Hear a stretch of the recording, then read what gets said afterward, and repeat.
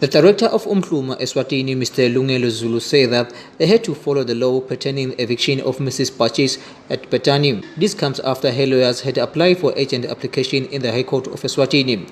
However, Mr. Zulu said that he heard that the lawyers of Mrs. Pachis had withdrawn the application in the High Court. Hence, they are now waiting on Dabazabantu of Manzini to lead the eviction of Mrs. Pachis.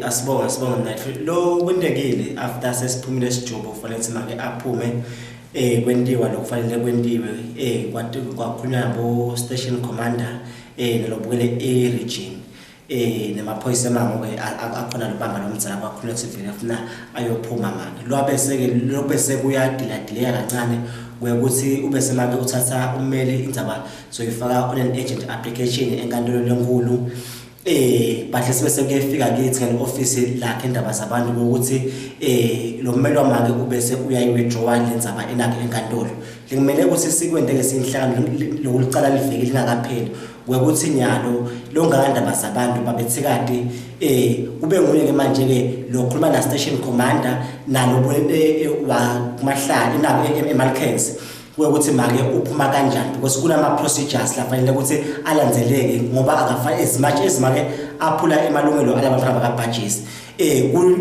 akafanele nathi sifunakale sesiphula emalungelo lenabo akhemake akabonakali ukuthi nathi sifunakale sesinyathela kumthetho because if boss bokune court order kufuna bese indzaba iyema ulalele court order ukuthi thini but nje lokhona sitaqhubeka sinako sihlolo dekandaba zabantu semceba benzana indaba ukuthi ahambe ayokhipha ama budgets because nguye kuphela lo lalamandla ukuthi angamba ayomkhipha make budgets nguloko nje nawo lesingakusho sisolo siyayisebenta.